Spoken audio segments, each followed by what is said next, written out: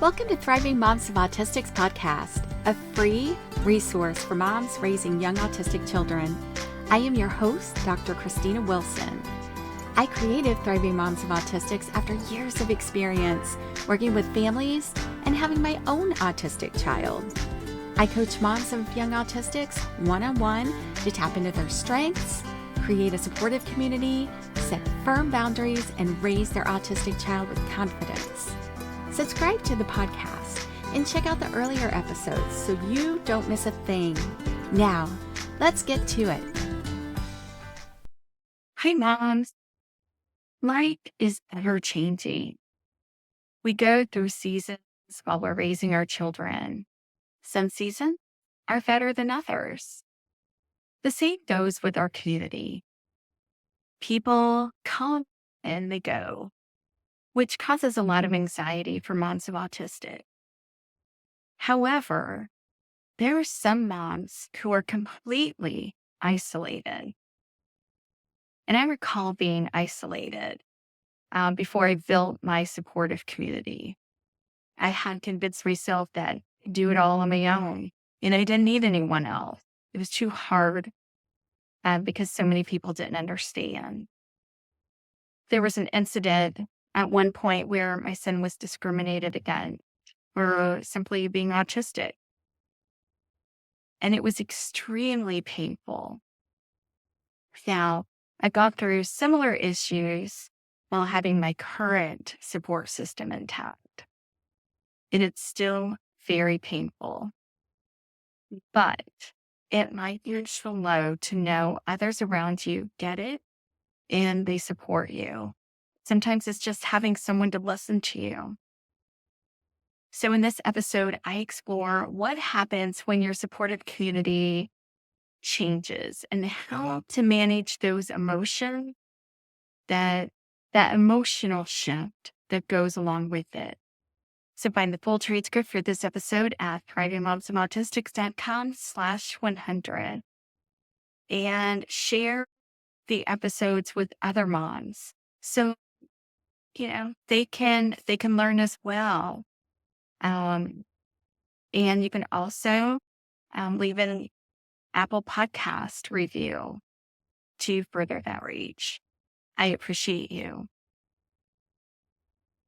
So what do moms of autistics want from a support system? Well, the answer to that varies by person because we're all different. We all have different needs and values and beliefs, right?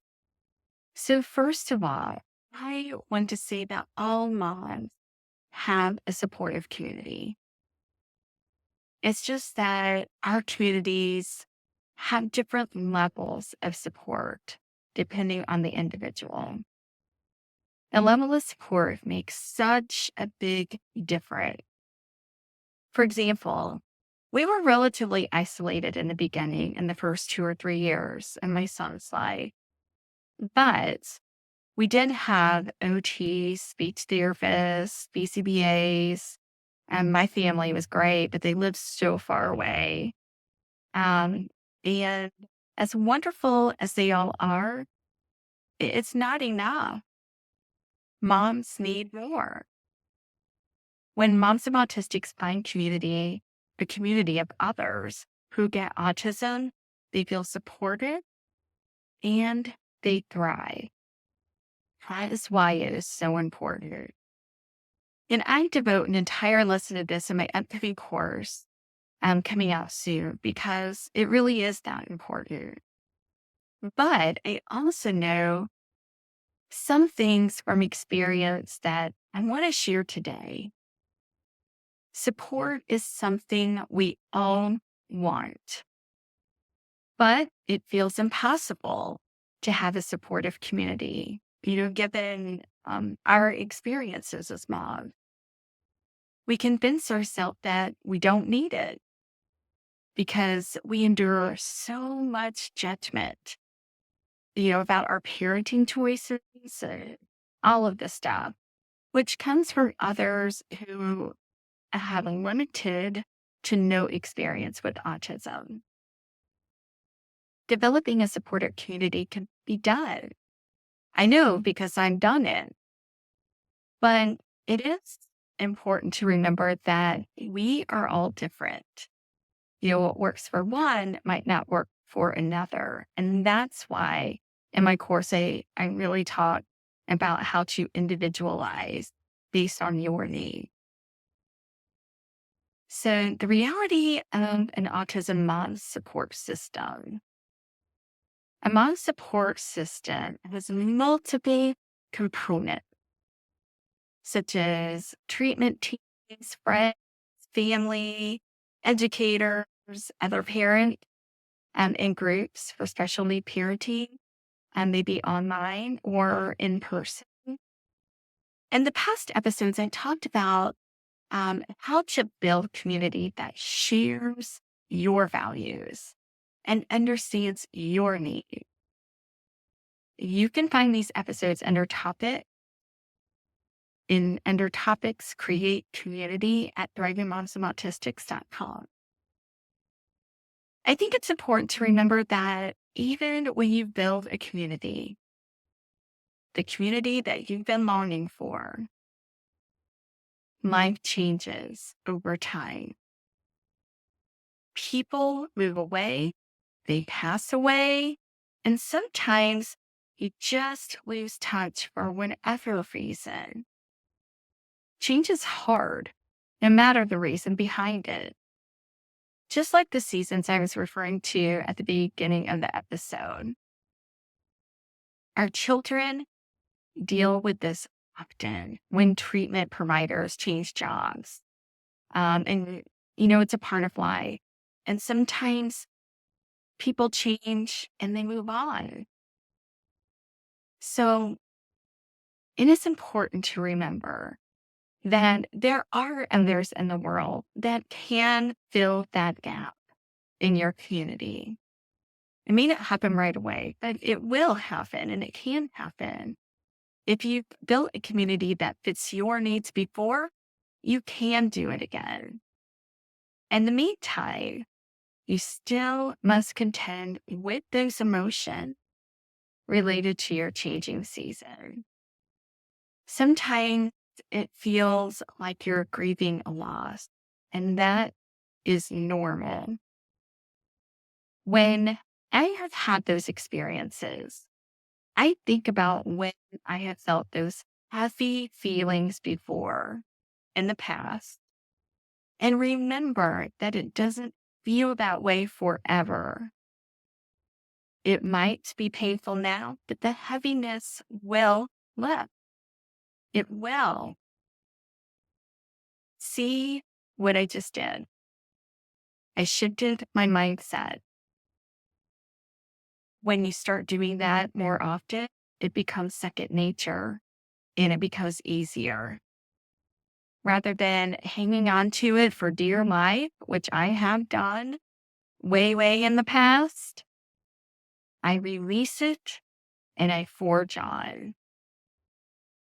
I know my son learns from me when he sees me get stuck. He learns to deal with transitions this way. When he sees me moving forward with a positive outlook, he learns to transition in this manner as well. And that's what I'm shooting for. With that said, it is important to experience those emotions, those hard emotions as well, rather than not dealing with them or stuffing them down deep. You can still do this with difficult feelings and have a positive outlook. Not everyone shares the same beliefs and goals. It is healthier for them to find others who can support their needs. Ultimately, change is hard for all of us, but it can lead to better things for everyone involved. So when your group changes, or just dealing with changes in general, you can reset. And here is how. So the first thing is to be mindful of your mindset. That's interesting. Mindful of your mindset. Be kind to yourself and give yourself some grace. I know I tell you that all the time, and I mean it. It is important. You deserve it. This happens to everyone over their lifespan. Change happens to everyone. It is easy to get stuck into what went wrong or what might have been negative. Be sure to focus on what will go well in the future. The second is to give yourself permission to move on. Consider what you want moving forward. Embrace the future. Don't be afraid of it. Embrace it.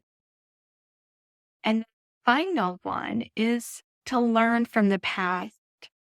We are constantly learning as we grow. And that is what a growth mindset is all about, is the ability to learn from something difficult.